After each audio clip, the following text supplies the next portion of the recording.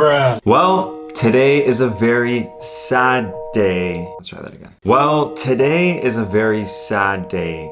My shining horse, my poor little Standard Range Plus Model 3. Stop the cap. Stop the cap right now. Stop the cap.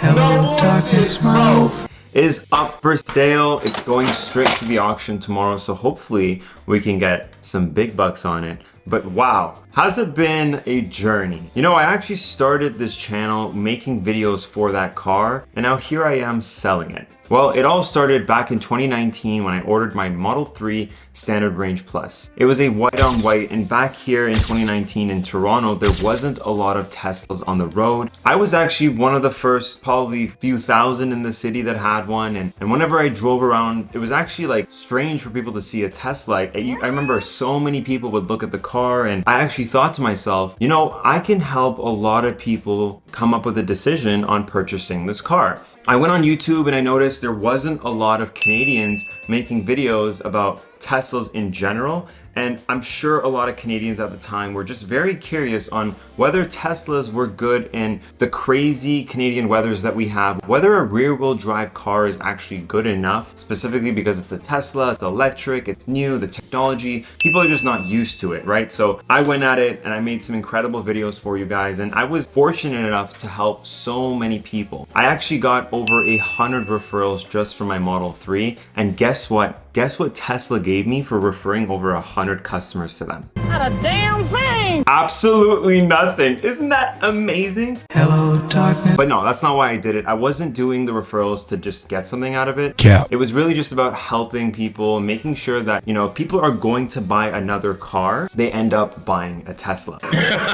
Now, it's crazy to me that over the past 3 years, I have driven almost 75,000 kilometers in my Model 3, which, crazy enough, equates to over $21,000 in gas savings. I'm gonna actually pull up my phone right now, and we're gonna do the math together, and I'm gonna prove it to you on how it actually saved me $21,000. Watch this. My phone's on the floor, don't ask why. We're gonna pull up the calculator. So now on an average car, you get about 500 kilometers in a tank. So I drove 73,500 kilometers in the car. So if we do 73,500 and divide that by 500 kilometers, because that's what an average car gets in a full tank, 147 refills at 500 kilometers. Now, your average tank of fuel here in Toronto is approximately $120 to $140. For simplicity purposes, let's go $130.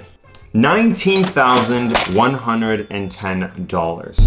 That's exactly how much money I have saved driving a Tesla Model 3 Standard Range Plus over the past 3 years. Now, that's not the only thing. I've also have lost absolutely $0 on the car, and I actually made a video on why Tesla is the only car you should finance back in 2020. And again, I was so fortunate to help whoever I was able to help at the time. So big shout out to whoever ended up listening to me in that video. You guys haven't lost a single dollar on your car. Let me give you guys an example. Back in 2019, I paid a total of $55,800 for my car, tax in.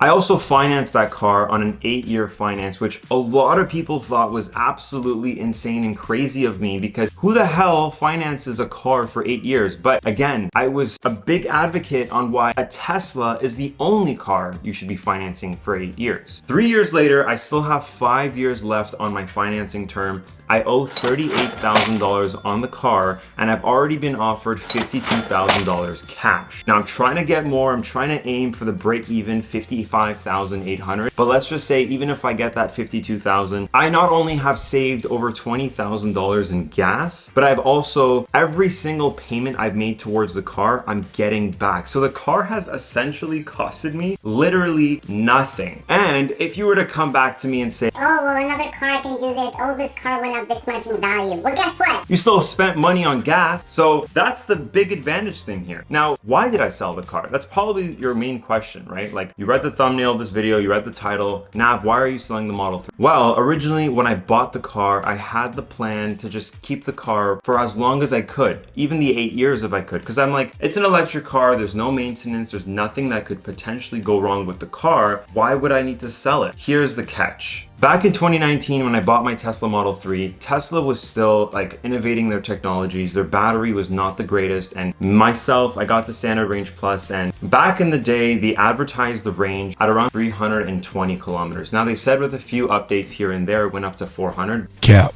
But I actually saw a drop in range. And the problem is with a Tesla is every year your battery gets slightly worse and worse and worse and worse and worse. And so, I mean, before it gets too bad, I had to sell the car. So, you know, when I tell people this, it kind of drives them nuts. And I'm kind of surprised that I even went through it. But I averaged around 260 kilometers on a full charge in the summer. But if I were to tell you what I was averaging in the winter, that's when I feel bad for whoever's buying my car next. Huh?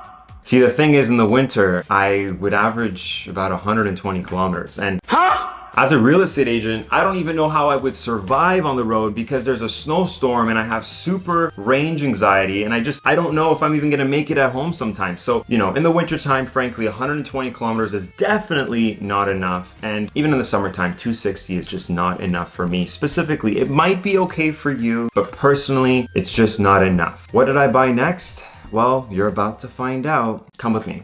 Let me show you guys.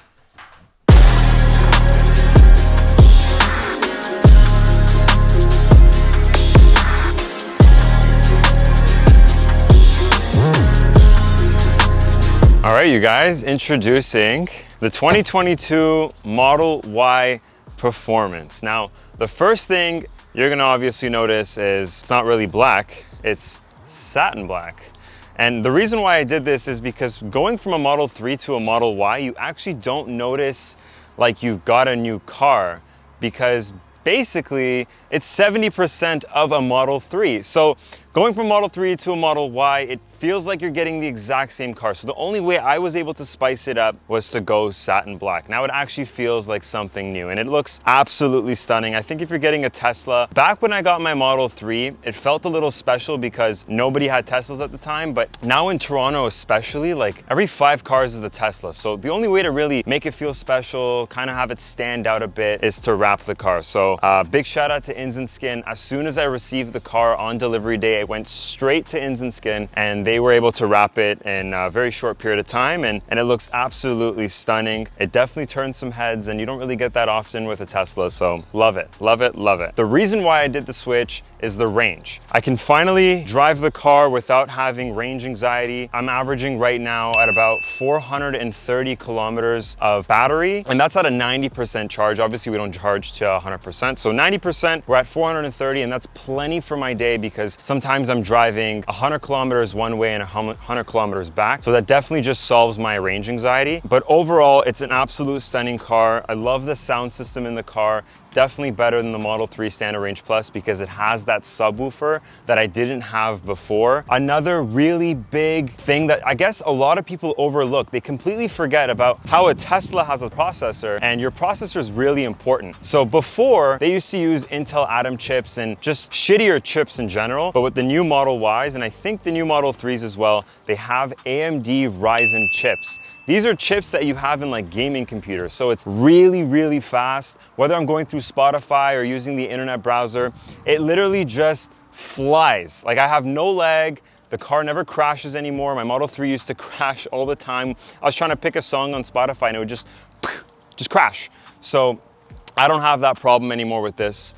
The one problem I do have, and this is what made me a little hesitant about the performance specifically, is although it looks great, it has the carbon fiber spoiler, it has the beautiful 21-inch rims, the big problem I have with it is the tire. The tires are low profile, and with an SUV where you want it to be as practical as possible, it's not the most practical thing to have. You see, when you're driving an SUV, you want to be able to go on gravel roads, you want to be able to go on potholes and just drive the car like an actual SUV, whereas with this, you're driving an SUV, but it's almost meant for like the track, like the most flattest roads. So funny enough, first week of ownership, I hit a pothole and it cost me $500. I had to get a brand new Michelin tire. And again, surprisingly enough, Tesla didn't even have these tires in stock. Apparently they were sold out everywhere. So lucky enough, I was able to source one locally from a local shop here in Toronto. But first week, $500 in, and I popped my tire because of a pothole. And that is because they are low profile. What else can I say? I've I've only had the car for a few weeks, so I can't really give you guys my in-depth tour. In the past few weeks, I have to say it's been quite a joy. And so now the Model 3 is at the auction. It's gonna get sold hopefully in the next few days.